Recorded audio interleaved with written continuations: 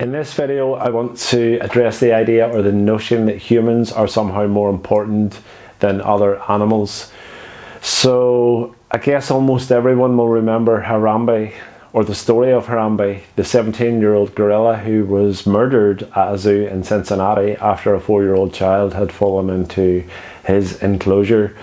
And I remember shortly after the event, I was reading a newspaper article that was promoting the belief that human life is intrinsically more valuable than the life of another animal, and that viewing the life of a gorilla or indeed any non-human animal as equally important to that of a human child is crazy.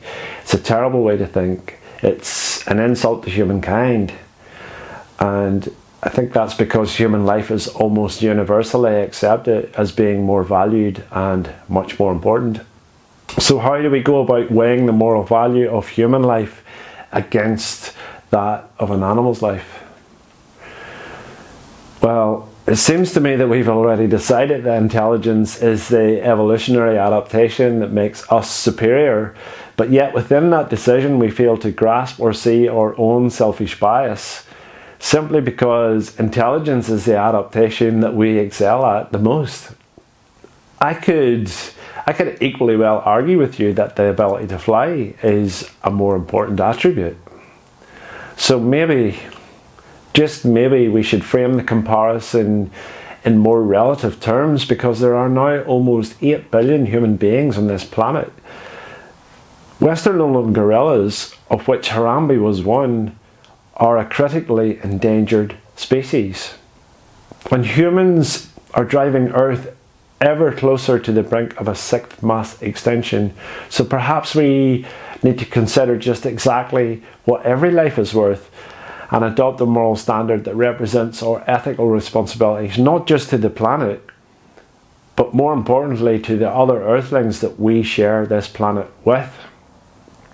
Because the truth is that every life is equally important to the one who is living it. And it's not up to us human beings to decide who lives and who dies, who suffers and who doesn't, who lives freely and who is kept in captivity.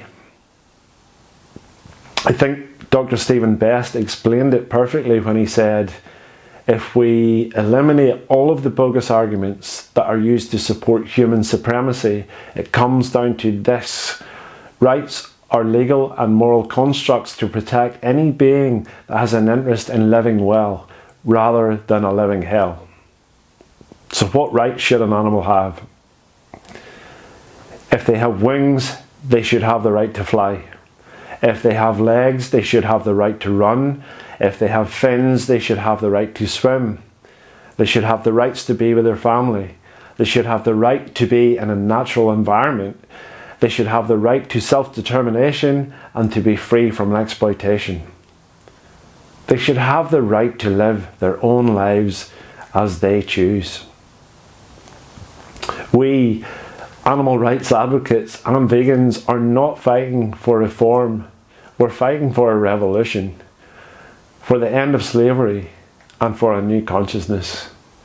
Because animals are not ours to exploit. They are not food. They are not clothing, they are not for research, and they're not for entertainment. They exist for their own purpose, not ours.